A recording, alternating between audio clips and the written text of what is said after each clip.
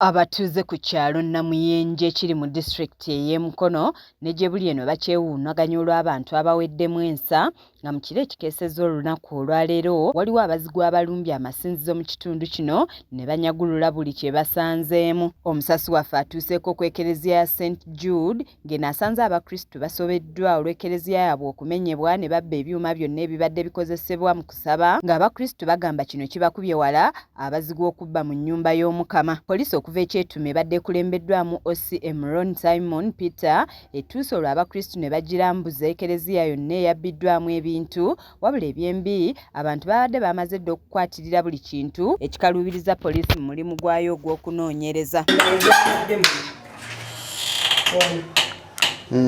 Webagudde wano kano ke basaze ne bajjako kufulu eri ne bayingira ne bajja muno ne bajjamu bye baagala. Bano basabye poliisi okubongera obukuumi mu kitundu kino nga bano banenyeza n'ab'ekitongole ekivunaanyizibwa ku masannyalaze ekya UMEME olw'obutafaayo kubanga bamaze akabanga nga tebalina masannyalaze. Balina makansi zisala enzigi ne ziraba nga batwala ebintu by'abantu. So n'okubera basoose wiiki nnaku nga 3 bakasala wansi ol'emmanga ne babba botiki y'engoye ne bazitwala engoye zonna ezisinga n'ebyalaani. So tumanyi tusaba gavumenti etuyambe UMEME etuyambeko namuddala Namuyenje tebalina masannyalaze. Gatawanya abantu twasomera Namuyenje eva ku dakiika 2 nebanga ezikidde enzikiza nyingi kyova ababbi bakibe ebegiriisa enzikiza nyingi ku kyalo kyaffe. Kinyana Mpindi ne kereziya eno we walina omuzikiti ogw'amasiginuwe Namuyenje nga bano nabo ge bakaaba ge bakomba olw'abazigu okukuliita n'ebyuma wamu ne taapu z'amazzi nga Haji Hamisi Mulekwa ategeezezza nti bali mu kutya olw'embeera eno egenda okutiisa abasenze abandi badde bajja okukulaakulanya ekitundu kyabwe. Tanze nga obubbi buyitiridde nnyo mu kitundu kyaffe kino Namuyenje. Okusooka kyatandikira mu buyosiki tweganze okwesanga nga kiyenze ne mu masinzizo. Basooka ne batubba emizindalo gyaffe gye tukozesa mu masigidi wano amplifier. We bamaliriza tulina oluzzi lwaffe nga kuliko obutaapu nawo ne babukola ki ne bajja ne bamenyako obutaapu obwo.